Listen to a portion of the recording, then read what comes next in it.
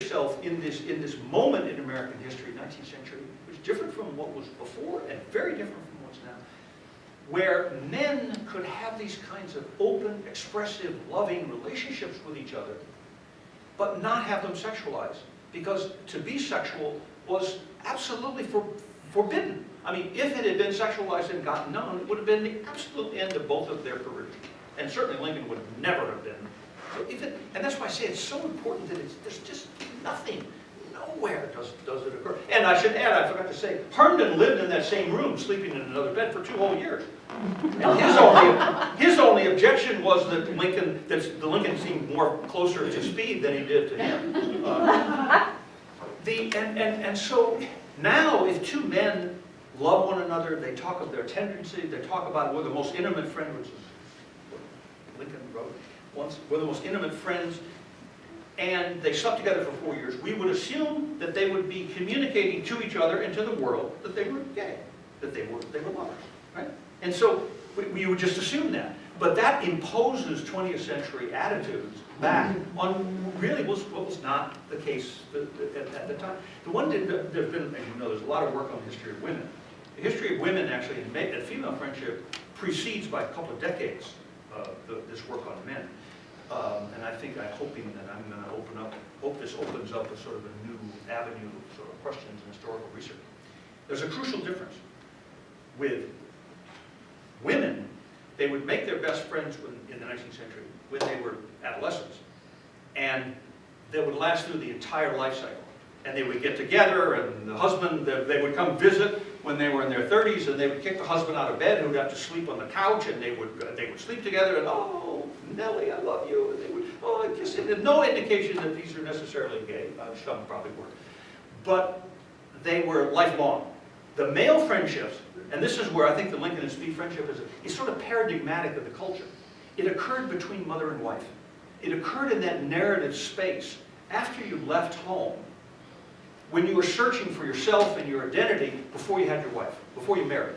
And once you had marriage and children, as Lincoln, then the relationship falls by the wayside. So yes, I think it matters, but I think the way in which it mattered to them that they loved one another is incredibly important for Lincoln. And I mean, another thing, it raises this question of how friendship like this contributes to greatness. You know, how it helps us understand Lincoln much more. Well, that actually is another question I was curious about. I think you may have just answered it in that comment, but I was curious about your feelings. This is very much a book of Lincoln's personal life, and I do think it provides insight on his role as a leader. Lincoln is a historical figure and not currently alive, but of course this is an issue that is in common parlance and conversation in our times as well. How indicative of one's ability to lead are their personal choices or their personal life. And within, for living people in contemporary situations, do you think it's relevant for people to investigate potential leaders or elected officials' personal life, or do you think that they're not necessarily in the moment without the benefit of historical hindsight, that's not the kind of questions I ask about Lincoln, we always want to know, right? It's just that usually you just don't have enough information.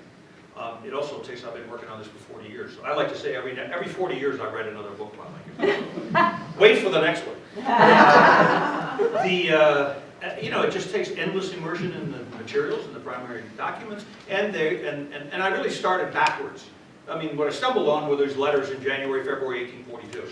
I said, oh my God, why have I never read about this? Why has the historians never commented on these letters? What do they mean? How could you possibly write about Lincoln and not emphasize, if you want to understand what he was like, how he opened his soul to Speed in these letters in January and February 1842. So it's going to went back. Yes, usually you just don't know enough. You want to know this kind of stuff about important figures, and it just happens. Of course, Lincoln. If you worked on Richard Nixon, how could you maintain maintain your interest for more than about 5 minutes, right? Lincoln, the more you learn, the more you want to learn. I mean, he's just endlessly interesting, and therefore it sustains years and years of work. It doesn't, I mean, I think a lot of people, all this Galen and stuff, was really developed, well, it was important for many people who wrote about it, but often was to kind of malign it, you know, and really in foolish ways. The more you understand about Lincoln, the more you appreciate the depth and the profundity and you want to know more. You can't know everything, but you can know a lot. You can know a lot if you have the right kinds of questions, if you really immerse yourself in the primary material. And I just make one point. The other thing is, psychoanalytic theory has changed radically in the last generation. Rather than all these old-fashioned ideas about sex and all this kind of stuff, that's kind of out the window. The emphasis in contemporary psychoanalysis is on mutuality, connectedness, empathy, and the relationship between people. That's really at the heart of what the theory is all about. And I'm very much immersed in that. And I think it's not unimportant that, for me, my years, which was after my first book, of starting to actually see people doing clinical work, was part and parcel of trying to understand what Lincoln was all about in this period. So it's sort of a lifelong journey, I have to say. Do you want to open it up? Yeah, why don't we open it up if other people have questions or comments for Dr. Strozier? Yes. Actually, this is a follow-up to, first, thank you both of you. This has been a wonderful discussion. So you've been working on Lincoln for 40 years. You admire him. How does your own sort of intimate relationship with Lincoln affect how you do your research? Relationship with Lincoln? Well, I mean, in terms of, I mean, it's quite different if you're working on someone like Nixon, who's a, like a fascinating historical figure, but not necessarily someone to be admired in the same way. I mean, I'm also a historian, and I think a lot about my own relationship towards my object of study. Whether it's something that you admire, what the sort of, where the questions are coming from. With you, it's clear that it's from a place of great admiration. It's also kind of intimacy, I guess. Honestly, why that definition? I was just curious how your opinion, not opinion maybe is the wrong word, but how that relationship affects the sort of questions you find yourself asking in this sort of 40-year-long study of Lincoln as a person.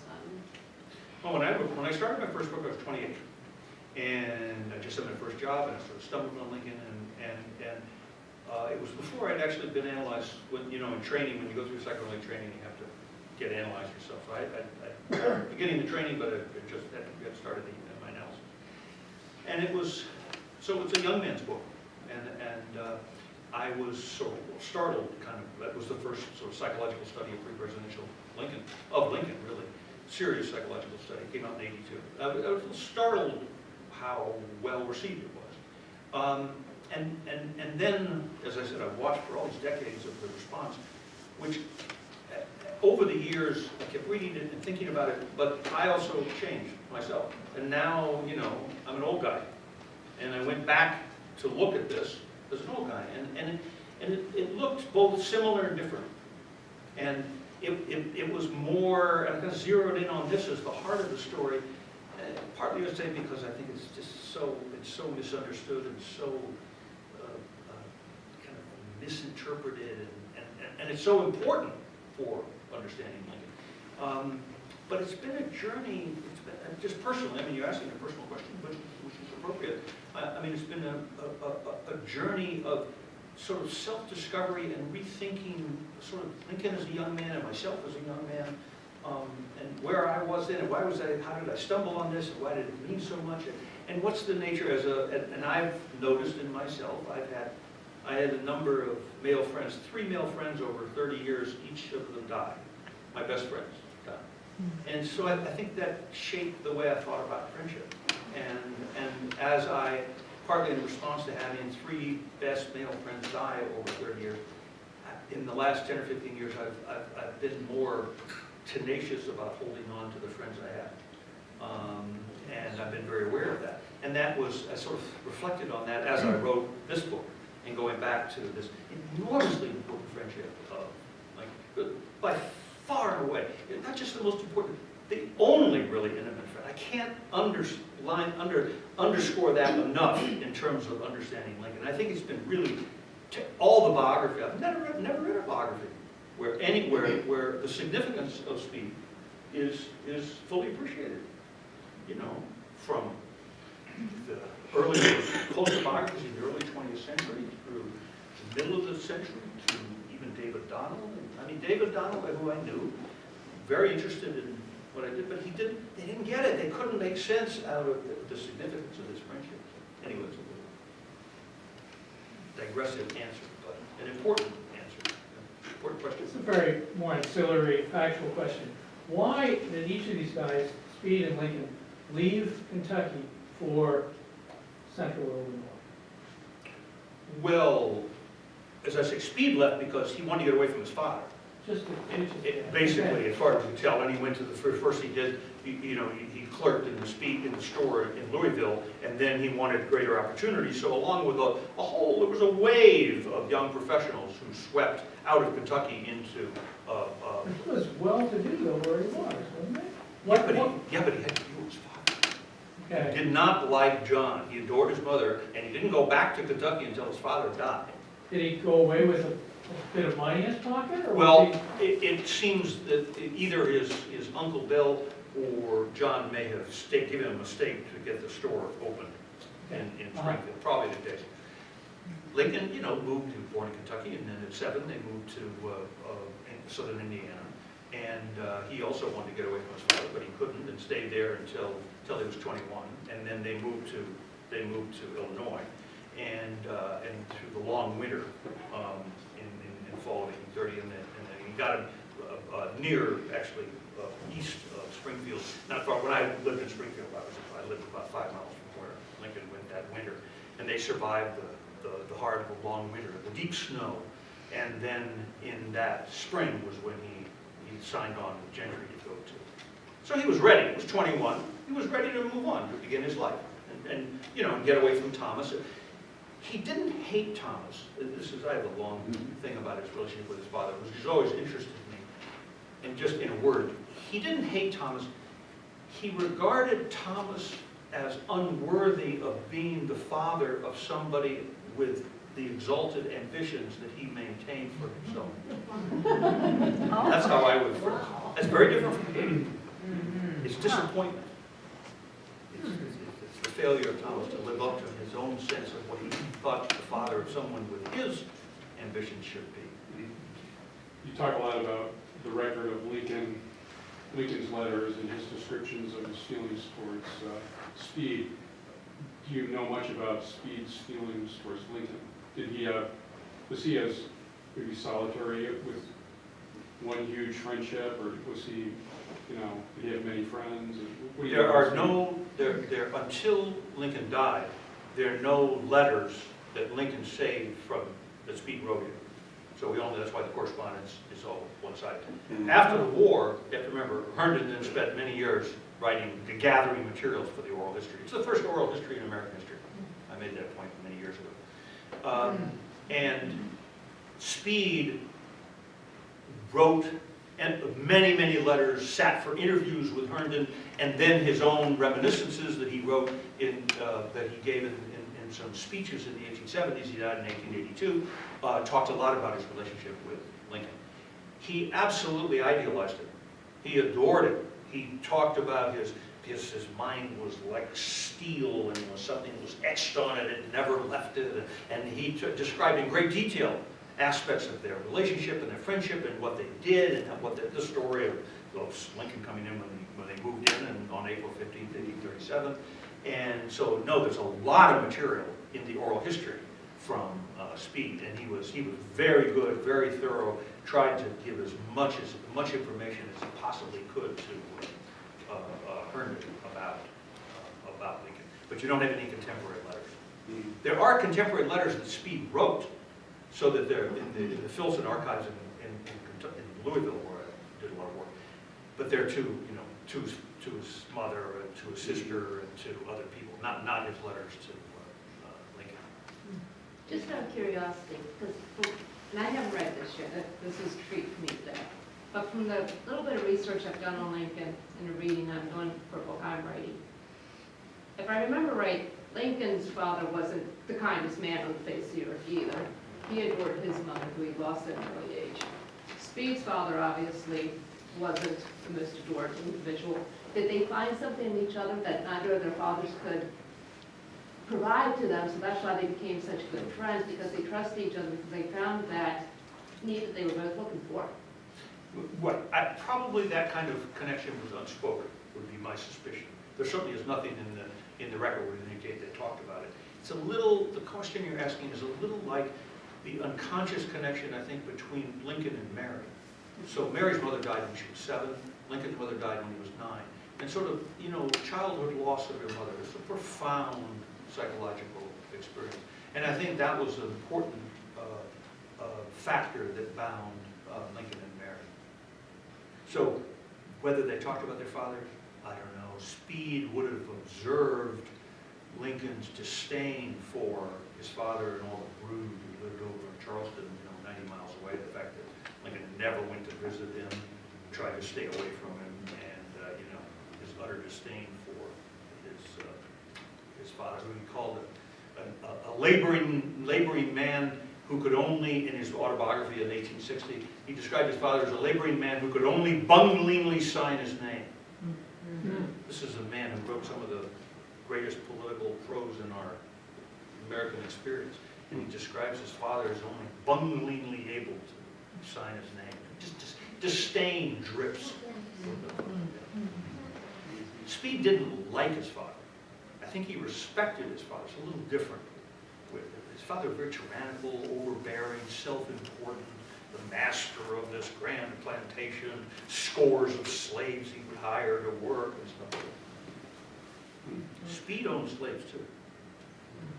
Have you read Blumenthal's book? He equates so much of Lincoln's anti-slavery with the fact that he felt like a slave to his father. Blumenthal took that from Michael Burlingham, and I think it's a profound misreading of Lincoln's childhood. It was common, before you were emancipated, you had to give your wages to your father. There's absolutely no indication that Lincoln had any objection to working handed over his wages when he was an adolescent, working for the neighbors to his father. The one time he said, apparently, was when he gave a speech in the 1850s, and there was a freed black in the audience, and Lincoln said to him, I can't remember his name, so-and-so, yeah, I know you're a respectable man, you're a hard worker, and said, I was once a slave and had to work for my father. My read of that is that it was done humorously, lightheartedly, and to try to empathically draw him into the... It also was said in 1896 by that freed black to a newspaper article in 1896.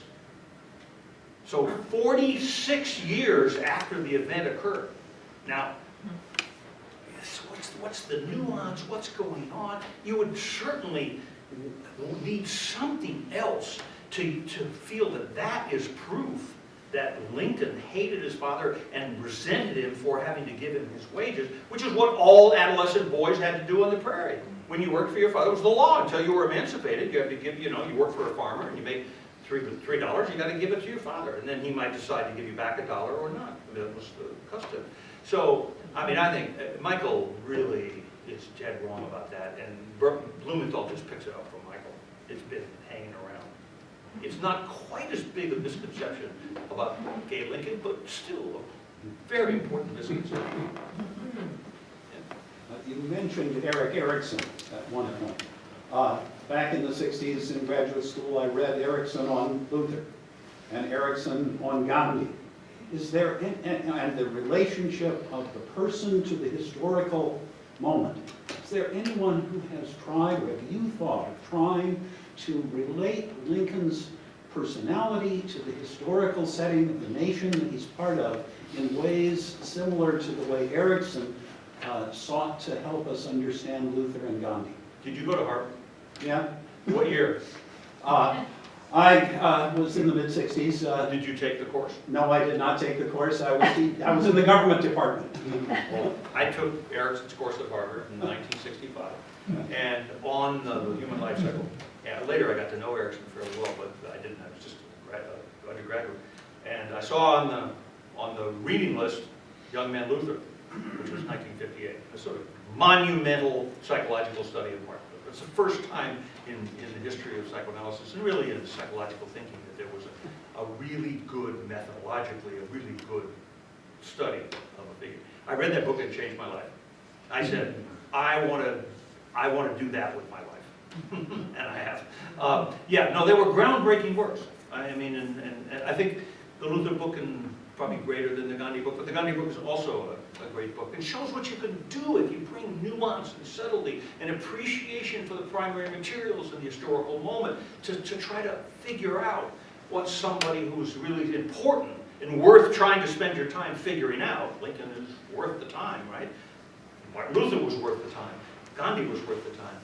You can bring in, it doesn't diminish your figure, it makes them more interesting because it makes them more human. And I think that's what a lot of people try to do with biography, but they don't, like Blumenthal. They don't always succeed. Sorry, I'm very down on Blumenthal. I have a book at home, I don't remember the name or the author, but he suggests that Lincoln and Frederick Douglass may have had a very short, intimate relationship. Same thing, I mean, I think the same thing, it's just I read it. Well, they had, I mean, when after Lincoln signed the Emancipation Proclamation, there was a reception in the White House, and Douglass came, and Lincoln went out of his way to walk across a crowded room and shake his hand and greet him and welcome him to the White House. So they had contact in that sense, but that was the first time that they had actually. Yeah, I mean, I thought the same, I wish I could think of the author. But I do think Frederick Douglass is himself absolutely fascinating. I mean, I think the two great political intellectuals of the 19th century are Abraham Lincoln and Frederick Douglass. They're wonderful, sort of the way they move through the 19th century. Very different people, but, and of course their lives, their political lives intersected in a really significant way. So before this, just after the book came out, I went out and bought a pen. It's an old-fashioned ink pen. And I bought it specially so I can sign books. So that's a wonderful note to end on. If you'll please join me in thanking our speaker.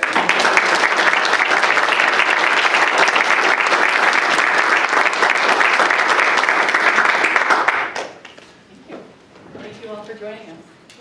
So we're going to sign in the other room? All right.